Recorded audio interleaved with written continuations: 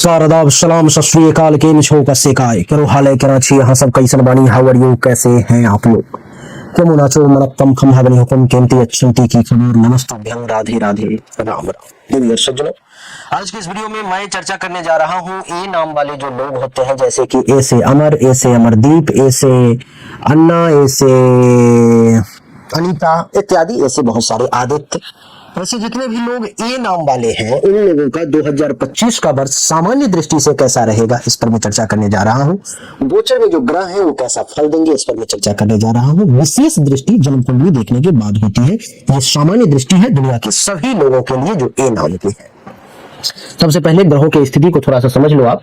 कुंडली के दूसरे भाव में देवगुरु बृहस्पति हैं, वो 14 मई से पहले तक रहेंगे और 14 मई को कुंडली के तीसरे भाव में मिथुन राशि में आ जाएंगे और यहाँ पर में ये 14 मई से लेकर 18 अक्टूबर तक रहेंगे और 18 अक्टूबर के बाद कुंडली के चौथे भाव में कर्क राशि में आ जाएंगे और फिर 5 दिसंबर से ये कुंडली के तीसरे भाव में वक्री अवस्था में आ जाएंगे। केतु जो है 29 मई से पहले कुंडली के छठे भाव में है, 29 मई के बाद कुंडली के पंचम भाव में सिंह राशि में। और राहु का भी कुछ हाल ऐसा ही है कि 29 मई को कुंभ राशि में, 29 मई से पहले मीन राशि में। शनि का जो है सुहाल कुछ ऐसा है कि 29 मई के बाद मीन राशि में, 29 मई से पहले कुंभ राशि में कुंडली के एकादश भाव में रहेंगे। इस सबका क्या प्रभाव पड़ेगा, कितना अच्छा कितना बुरा रिजल्ट देगा, इसी सब विषय पर में, इसी सब बातों के बारे में आइए आज के इस वीडियो में चर्चा करते हैं। सबसे पहले चर्चा करते हैं देवगुरु बृहस्पति के बारे में। देवगुरु बृहस्पति कुंडली के दूसरे भाव में वृषभ राशि में है और वृषभ राशि में देवगुरु बृहस्पति का बैठना क्या फल देगा, ये फल 14 मई 2025 तक रहेगा। क्या देगा उसको समझिए। हमने क्या आपके लिए नोट्स तैयार किए। हमने लिखे है कि ज्योतिष शास्त्र में ग्रहों की स्थिति का विशेष महत्व होता है और कुंडली में हर ग्रह का एक अपना अलग अलग स्थान पर बैठने का अलग अलग स्थल होता है। देवगुरु बृहस्पति को विद्या, ज्ञान, धर्म, संस्कार, न्याय, सच्चाई इन सब का प्रतीक माना जाता है। देवगुरु बृहस्पति की कुंडली के दूसरे भाव में बैठने के कारण धन, परिवार, वाणी, मूल्यों, संचित धन और पारिवारिक सुख के प्रतिनिधित्व करने का 14 मई तक आपको अवसर दिया जा रहा है। यह भाव इस बात को दर्शाता है कि व्यक्ति का परिवार और उसकी जड़ें कैसी होंगी। इसके अलावा इस बात को भी इंगित करता है कि व्यक्ति किस प्रकार से बोलता है, उसकी वाणी में मिठास होगा या कठोरता होगी। साथ ही दूसरा भाव उस धन का भी संकेत है जो व्यक्ति ने अपने जीवन में संचित करना है। यहाँ पर देवगुरु है, जिसके कारण से सबसे पहला जो प्रभाव पड़ेगा 14 मई से पहले वो पड़ेगा धन और समृद्धि पर। देवगुरु बृहस्पति के दूसरे भाव में बैठने से इस समय में ए नाम वाले के जीवन में आर्थिक रूप में स्थिरता आएगी। इस स्थिति में आपका धन संचित होगा, यानी कि आर्थिक रूप से आप मजबूत होंगे। 14 मई से पहले देवगुरु बृहस्पति का शुभ ग्रह है, इसलिए इस स्थिति में आपको परिवार से भी अच्छा सहयोग मिलेगा और पारिवारिक संपत्ति या धरोहर का लाभ भी मिल सकता है। इस भाव में बृहस्पति का होना इस बात का भी संकेत है कि जीवन में धीरे धीरे ही सही लेकिन अस्थायी रूप से आपको 2025 में समृद्धि प्राप्ति का योग है, वो भी 14 मई से पहले। दूसरा, वाणी में मिठास आएगी और आपका प्रभावशाली संवाद होगा। इसको थोड़ा एक्सप्लोर करते हैं। आपकी बातचीत में ज्ञान और धैर्य दिखाई देगा जो दूसरों पर सकारात्मक प्रभाव डालने में मदद करेगा। बृहस्पति के प्रभाव से इस समय में ए नाम वालों का स्वभाव धार्मिक और न्यायप्रिय होगा और उसकी बातों से सच्चाई और ईमानदारी झलकती हुई प्रतीत होगी। इस स्थिति में आपको वाणी से दूसरों को प्रभावित करने की क्षमता होगी और ऐसे लोग अपने संवाद कौशल से समाज में मान सम्मान स्थापित कर लेते हैं। तो दूसरे भाव में देवगुरु बृहस्पति 14 मई तक है जो आपके लिए कमाल करेंगे। तीसरा है परिवार और सामाजिक प्रतिष्ठा में भी वृद्धि होगी। इस समय में आपको परिवार में शांतिपूर्ण माहौल रहेगा, पारिवारिक सुख भी प्राप्त होगा और परिवार का पूरा सहयोग मिलेगा। यह स्थिति आपको एक अच्छे परिवार का हिस्सा बनाती है और परिवार के साथ उसके रिश्ते मधुर होते हुए नजर आ रहे हैं। इसके अलावा इस स्थिति में आप समाज में भी प्रतिष्ठा हासिल करेंगे। इससे आपको परिवार और सामाजिक जीवन में सम्मान और सहयोग प्राप्ति का भी होगा। ऐसे लोग आमतौर पर परिवार और समाज में अपनी अच्छी छवि बनाए रखने में सफल होंगे। चौथा बात करूं धार्मिक और नैतिक मूल्य के बारे में, तो मैं आपको बताऊं कि इस समय में आपका धार्मिक और नैतिक मूल्य भी बहुत बढ़ता हुआ महसूस हो रहा है। धर्म कर्म में रुचि रखेंगे आप और अपने परिवार के साथ धार्मिक कार्यों में भाग लेंगे। जीवन में सच्चाई और नैतिकता का आप निश्चित तौर पर पालन करेंगे। 14 मई तक आपके शिक्षा और ज्ञान में भी वृद्धि होगी। इस समय में आपको अपने ज्ञान का उपयोग जीवन के विभिन्न क्षेत्रों में करने का अवसर मिलेगा। इसके अलावा आपको अपने परिवार और समाज में शिक्षित और विद्वान रूप के व्यक्ति के रूप में जाना जाएगा। आर्थिक सुरक्षा भी इस समय में देवगुरु बृहस्पति आपको प्रदान करेंगे। दूसरे भाव में बैठने पर आर्थिक रूप से आप सुरक्षित महसूस करेंगे। व्यक्तिगत जीवन में आर्थिक संकट का सामना कम करना पड़ेगा और धन की कमी भी ना के बराबर रहेगी। स्वास्थ्य भी आपका अच्छा रहेगा। दूसरे भाव में देवगुरु बृहस्पति है तो इस समय में आपका स्वास्थ्य भी अच्छा रहेगा। इस समय में आपको शारीरिक और मानसिक स्वास्थ्य भी अच्छा रहेगा। अधिकतर बीमारियों से आप दूर रहेंगे। शारीरिक और मानसिक संतुलन दोनों बृहस्पति जो है शुभ बनाए रखिएगा।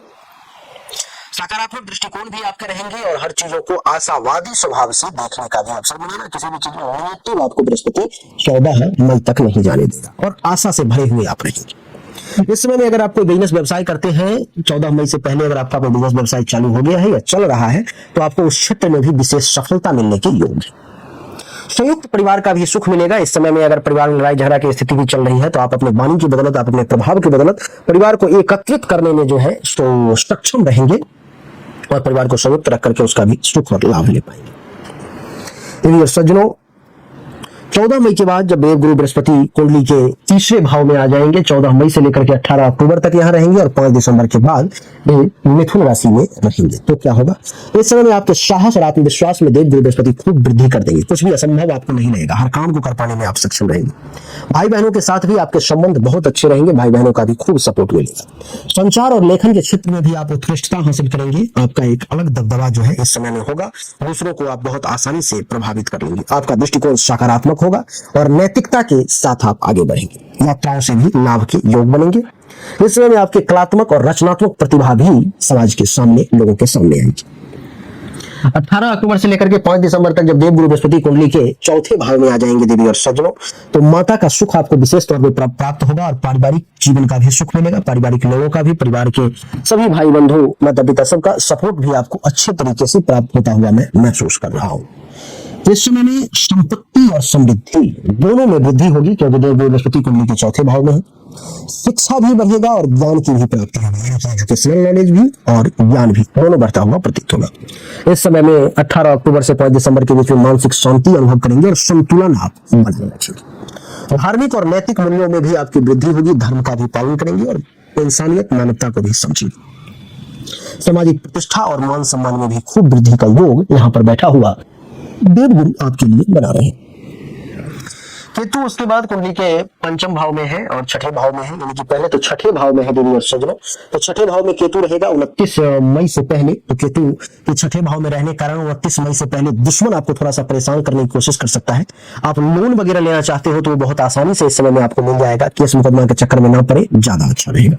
29 मई के बाद जब केतु कुंडली के पंचम भाव में आता है तो आपकी सृजनात्मक शक्ति और बौद्धिक शक्ति जो है थोड़ी सी अस्थिर हो जाएगी। आप एक जगह उसको स्टेबल करके कुछ करने का प्रयास करेंगे, वो नहीं कर पाएंगे। दूसरा कि संतान से जुड़े मामलों में आप थोड़े से असमंजस में, उहापोह की स्थिति में पड़ जाएंगे 29 मई के बाद। अध्यात्म और वैराग्य, इसके लिए आपका विशेष रुझान होगा। प्रेम संबंध में कुछ जटिलताओं का सामना करना पड़ सकता है। शिक्षा और ज्ञान के क्षेत्र में थोड़ा सा असामान्य सा अनुभव करवाएगा केतु आपको 29 मई के बाद। अहंकार और आत्मविश्वास के क्षेत्र में भी उतार चढ़ाव की स्थिति होगी। तब आपका कॉन्फिडेंस ओवर कॉन्फिडेंस में बदल जाए, ये समझना आपके लिए भी थोड़ा मुश्किल हो जाएगा। तो इन चीजों को केतु के मामले में थोड़ा सा सावधान रखें। केतु के बाद अगर राहु की बात करूं तो राहु कुंडली के 12वें भाव में है 29 मई से पहले तक। तो ये आपको जन्मभूमि से, घर से कहीं दूर ले जाने की कोशिश करेगा राहु।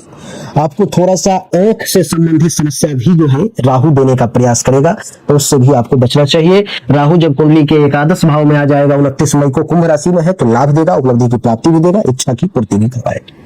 शनि की अगर बात करूं तो 29 मार्च के पहले शनि कुंडली के एकादश भाव में है और तीसरी दृष्टि प्रथम भाव पे है नीच की। तो शनि जो है 29 मार्च से पहले कुछ मेंटली तौर पर में आपको हैरेस करने का प्रयास करेंगे, कुछ परेशान करने की कोशिश करेंगे। सप्तम दृष्टि पंचम भाव पर में है, तो अगर संतान प्राप्ति का अगर कुछ इस समय में बन रहा है तो पुत्री का सुख भी मिलेगा। दसम दृष्टि अष्टम भाव पर में है, तो विदेश जाने की अगर इच्छा थी जो नहीं जा पा रहे थे तो आप जा सकते हो, आपको शनि योग बना रहा है। 29 मार्च के बाद जब शनि कुंडली के 12वें भाव में आ जाएंगे तो ये आपको माता पिताजी को कुछ हेल्थ वाइज इशू वगैरह देने का प्रयास करेंगे और आपको काम धंधा के रिगार्डिंग जो है सो अपने घर से जन्मभूमि से कहीं बहुत दूर ले जाने की कोशिश करेंगे। अगर आप वहां चले गए तो आपका काम धंधा बिजनेस बहुत अच्छा स्टेबल हो जाएगा। इन नाम वालों के लिए 2025 का यही था राशि फल, जो बड़ा संक्षिप्त में बताने का हमने प्रयास किया है, बहुत विस्तृत बहुत लंबा वीडियो नहीं किया, ताकि आपके मन में ऐसा ना हो कि देख के उब गया आप कितना देखो। बहुत छोटा वीडियो बनाया, उम्मीद करता हूँ छोटा वीडियो आपको पसंद आया होगा, अच्छा लगा होगा।